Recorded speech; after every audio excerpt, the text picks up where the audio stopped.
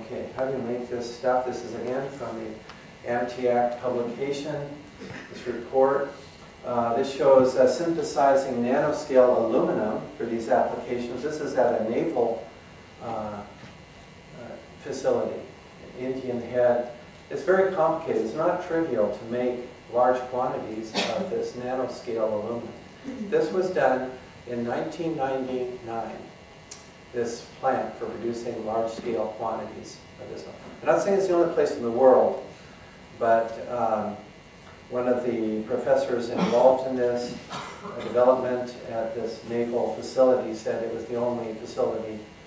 I mean, it was the first, is the way he put it. So I guess, but you know, I don't know when, you know, Russia, China, Israel, Iran, some cave in Afghanistan has one of these, no doubt. You know, get serious, please, for a minute, you know. Okay. And of course, once you got the ultrafine grain aluminum, you still have to put it together with the ultrafine grain iron oxide and the carbonate. That's not trivial.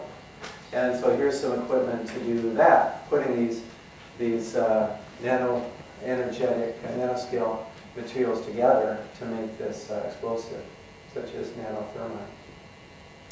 Here's the calculation.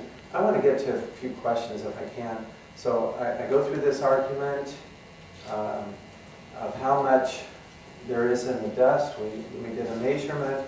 We estimate it came out to about 0.1%. This is unseparated dust. I'm sorry.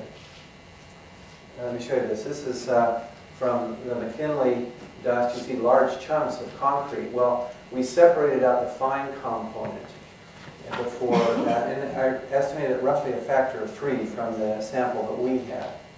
It may be actually less than that as I look at this again, but the sample as it came to us from Jeanette. You can sieve this, and that will be the way to refine this estimate. So down by a factor of 3. The estimate of the amount of dust is 90,000 tons.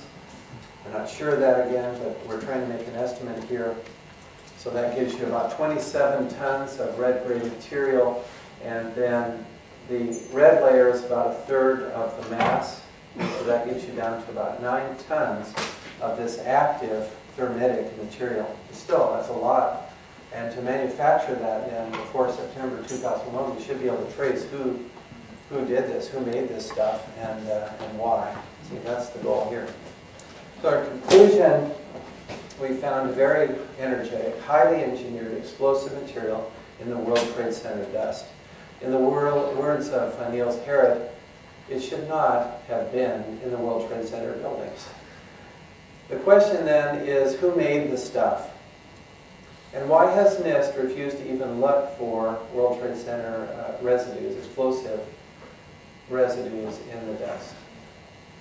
Also, USGS has, you know that they have samples from the World Trade Center. Will they look now for these explosive materials? I want to say that details of exactly how they use this to destroy can be learned once we determine who made this material in multi-ton quantities. We need a subpoena power, you see, to determine who. Then we can find out the detail of how. Was it painted on? Was it used in super thermite matches, which is discussed in the paper, or some other way? See, the science just tells me, look, you've got this explosive material. It's unexploded. It's still there in the dust. Now find out who made it. You know, that's what it's asking me to do. It's like whispering. Who was it? Isaiah. The dead whisper from the dust. I'm sorry, it just came to mind. I'm saying, whoa, they're whispering that. You find out now who made this stuff. Okay, but seriously, I would very much like to know who made that. When you find an accelerant, including thermite, in this particular, this was in Alabama, churches on fire, set on fire using thermite. They found a residue. They knew there was a crime. They were able to trace who put the thermite in these churches and, of course, prosecute these criminals.